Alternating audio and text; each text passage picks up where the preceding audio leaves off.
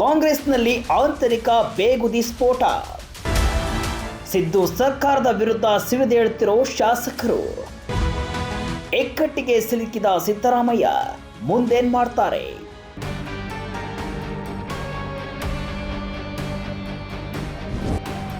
BR Patil ಸಿಡಿಸಿದ ಒಂದೇ ಒಂದು audio bomb ಈಗ ಕಾಂಗ್ರೆಸ್ನಲ್ಲಿ ಜ್ವಾಲೆಯಾಗಿ ಸ್ಫೋಟಿಸುತ್ತಿದೆ.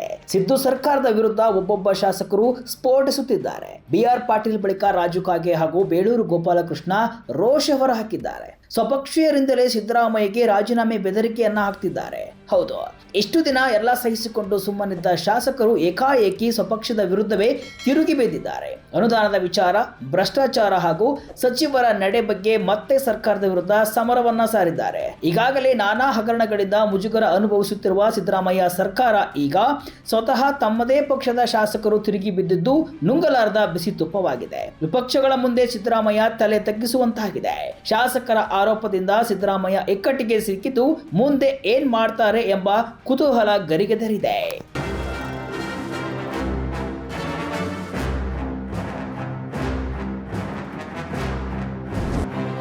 ಹೌದು, ಈ ಹಿಂದೆ ಸಿದ್ದರಾಮಯ್ಯ ಸಿಎಂ ಆಗಿದ್ದಾಗ ಯಾವುದೇ ಕಪ್ಪು ಚುಕ್ಕೆ ಇಲ್ಲದೆ ಸುಗಮವಾಗಿ 5 ವರ್ಷ ಆಡಳಿತವನ್ನ ನಡೆಸಿದ್ರು.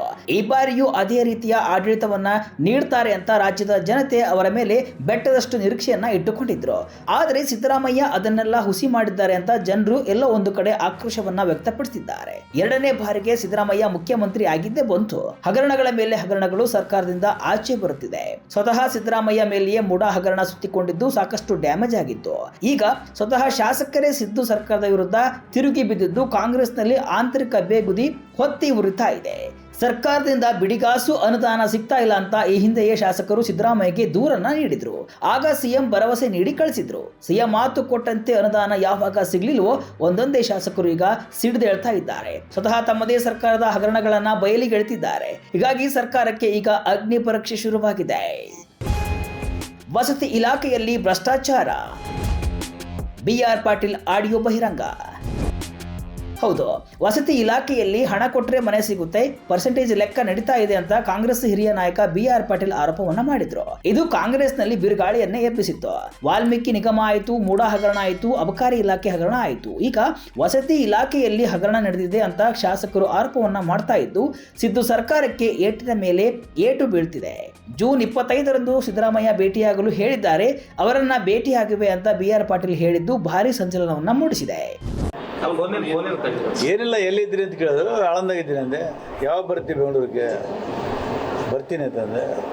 ರಾಯಚೂರು ಬರ್ತಾ ಇಲ್ಲ ಅಂದ್ರೆ ನಾನು ಕರೆದಿಲ್ಲ, ನಾ ಬರಲಂತೆ. ಆಯ್ತು, 25ಕ್ಕೆ ನಾನು ಡೆಲ್ಲಿಗೆ ಹೋಗಿ ಬರ್ತೀನಿ, ಸಾಯಂಕಾಲ ಸಿಗು ಅಂತ. ಆಯ್ತು, ಬರ್ತೀನಿ ಅಂತ ಹೇಳಿದೆ. ರಾಜೀನಾಮೆ ಬೆದರಿಕೆ ಒಡ್ಡಿದ ರಾಜು ಕಾಗೆ. ಜಮೀರ್ ರಾಜೀನಾಮೆ ನೀಡಲಿ ಎಂದ ಬೇಳೂರು. ಹೌದು, ಸರ್ಕಾರದಲ್ಲಿ ರಾಜೀನಾಮೆ ಕೊಡುವಂತಹ ಪರಿಸ್ಥಿತಿ ಇದೆ. BR ಪಾಟೀಲ್ ನಂತಹ ಪರಿಸ್ಥಿತಿ ನನ್ನದೂ ಆಗಿದೆ. ನಾನು ಸಹ 2 ದಿನಗಳಲ್ಲಿ ರಾಜೀನಾಮೆ ಸಲ್ಲಿಸ್ತೇನೆ. ಕಾಮಗಾರಿ ವರ್ಕ್ ಆರ್ಡರ್ ಕೊಡೋದಕ್ಕೆ ಸರ್ಕಾರದಿಂದ ವಿಳಂಬ ಆಗ್ತಾ ಇದೆ. ನಾನು 2 ದಿನಗಳಲ್ಲಿ ಮುಖ್ಯಮಂತ್ರಿ ಭೇಟಿಯಾಗಿ ರಾಜೀನಾಮೆ ಸಲ್ಲಿಸಬಹುದು ಅಂತ ರಾಜು ಕಾಗೆ ಬೆದರಿಕೆಯನ್ನು ಹಾಕಿದ್ದಾರೆ. ಈತ ಬೇಳೂರು ಗೋಪಾಲಕೃಷ್ಣ ಜಮೀರ್ ಅಹಮದ್ ರಾಜೀನಾಮೆಗೆ ಆಗ್ರಹಿಸಿ ಸ್ವಪಕ್ಷದ ವಿರುದ್ಧವೇ ಗುಡುಗಿದ್ದಾರೆ. ಇದು ಎಲ್ಲ ವ್ಯವಸ್ಥೆ ಅನ್ನೋದು ಎಲ್ಲ ರಾಜ್ಯದಲ್ಲಿ ಅಡ್ಮಿನಿಸ್ಟ್ರೇಷನ್ ಆಡಳಿತ ಸಂಪೂರ್ಣ ವಿಫಲವಾಗಿದೆ. ನನಗೆ ಮನಸ್ಸಿಗೆ ನೋವಾಗಿದೆ. ನಾನು ರಾಜೀನಾಮೆ ಕೊಡುವ ನಿಟ್ಟಿನಲ್ಲಿ ನನ್ನ ಮನಸ್ಥಿತಿ ಬಂದಿದೆ. ನಾನು 2 ದಿನದಲ್ಲಿ ಹೋಗಿ ಮುಖ್ಯಮಂತ್ರಿ ಭೇಟಿಯಾಗಿ ರಾಜೀನಾಮೆ ಕೊಟ್ಟರು ಅದಕ್ಕೇನು ಬಹಳ ಆಶ್ಚರ್ಯ ಇಲ್ಲ. ವಸತಿ ಯೋಜನೆ ಬಗ್ಗೆ ಆರೋಪ ನೀವು ಕೇಳಿದಿರಿ. ನಾನು ಹೇಳೋದು ಏನಂದರೆ, ಇವತ್ತು ಒಬ್ಬ ಹಿರಿಯ ಸದಸ್ಯರು ಇವತ್ತು ಏನು ಅಪಾದನೆ ಮಾಡಿದ್ದಾರೆ, ನನ್ನ ಲೆಕ್ಕ ಇದೇನಾದ್ರು ತನಿಖೆ ಮಾಡಿ ಅದು ತಪ್ಪಿಸೋ ಥರ ಮಂತ್ರಿ ರಾಜೀನಾಮೆ ಕೊಡೋದು ಒಳ್ಳೆಯದಾಗುತ್ತೆ ನನ್ನ ಲೆಕ್ಕ.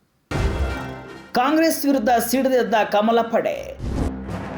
ಸರ್ಕಾರದ ವಿರುದ್ಧ ಅವರದ್ದೇ ಶಾಸಕರು ಆರೋಪಿಸುವಾಗ ಬಿಜೆಪಿ ಸುಮ್ಮನೆ ಕೂರುತ್ತಾ ಇಲ್ಲ. ಸಿಕ್ಕಿದ್ದೇ ಚಾನ್ಸ್ ಅಂತ ಆಡಳಿತ ಪಕ್ಷದ ಮೇಲೆ ಮುಗಿಬೀಳ್ತಾ ಇದೆ. BR ಪಾಟೀಲ್ ಹೇಳಿದ್ದು ಸತ್ಯ. ಕಾಂಗ್ರೆಸ್ನಲ್ಲಿ ಭ್ರಷ್ಟಾಚಾರ ನಡೆದಿದೆ ಎಂದ ಯತ್ನಾಳ್ ಸಿದ್ದರಾಮಯ್ಯರನ್ನ ಇಕ್ಕಟ್ಟಿಗೆ ಸಿಲುಕಿಸಿ ಅವರಿಂದ ರಾಜೀನಾಮೆ ಕೊಡಿಸಬೇಕು ಅಂತ ಕಾಂಗ್ರೆಸ್ನಲ್ಲೇ ಮಸಲತ್ತು ನಡೀತಾ ಇದೆ ಅಂತ ಯತ್ನಾಳ್ ಸಿದ್ದುಪರ ಬ್ಯಾಟ್ ಅನ್ನು ಬೀಸಿದ್ದಾರೆ. ಇತ್ತ BSY ಕೂಡ ಸರ್ಕಾರದ ವಿರುದ್ಧ ವಾಗ್ದಾಳಿಯನ್ನ ನಡೆಸಿದ್ದಾರೆ. ಅವ್ರದ್ದೇ ಸಂಚ ನಡೆದಿದೆ. ಸಿದ್ದರಾಮಯ್ಯನವ್ರನ್ನ ಸಂಪೂರ್ಣವಾಗಿ ಅವ್ರನ್ನ ಒಂದು ರೀತಿ ಅಪಮಾನ ಮಾಡೋದು, ಅವ್ರನ್ನ ಮಾನಸಿಕವಾಗಿ ಅವರಿಗೆ ಒಂದು ರೀತಿ ಗೊಂದಲಕ್ಕೆ ಬಿದ್ದು ಬೇಡಪ್ಪ ಸಾಕು ತಳಿ ರಾಜೀನಾಮೆ ಕೊಟ್ಟು ಹೋಗಲಿ ಅನ್ನೋಂಥ ಪರಿಸ್ಥಿತಿ ಇವತ್ತು ಕಾಂಗ್ರೆಸ್ನಲ್ಲಿ ನಡೆದಿದೆ. ರಾಜ್ಯ ಪ್ರವಾಸ ಈಗಾಗಲೇ ನಾನು ಪ್ರತಿನಿತ್ಯ ಬಿಜೆಪಿ ಕಚೇರಿಗೆ ಬರ್ತೀನಿ ಅಂತ ಹೇಳಿದ್ದೇನೆ. ವಾರಕ್ಕೊಂದು ದಿವಸ ಒಂದೊಂದು ಜಿಲ್ಲೆಗೆ ಹೋಗ್ತೇನೆ. 3-4 ದಿವಸದಲ್ಲಿ ಬೇರೆ ಯಾವುದಾದ್ರು ಯಾವ ಜಿಲ್ಲೆಗೆ ಹೋಗೋದು ನನ್ನ ಮುಖಂಡರು ಹೇಳ್ತಾರೋ ಅಲ್ಲಿ ನಾನು ಪ್ರವಾಸ ಮಾಡ್ತೇನೆ.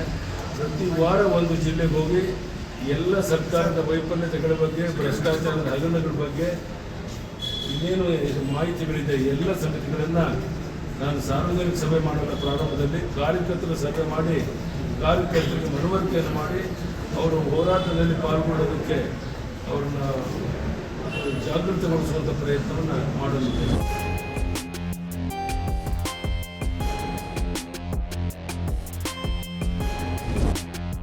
ಒಟ್ಟಿನಲ್ಲಿ ಕಾಂಗ್ರೆಸ್ನಲ್ಲಿ ಶಾಸಕರ ತಾಳ್ಮೆ ಕಟ್ಟೆ ಬರೆದಿದೆ.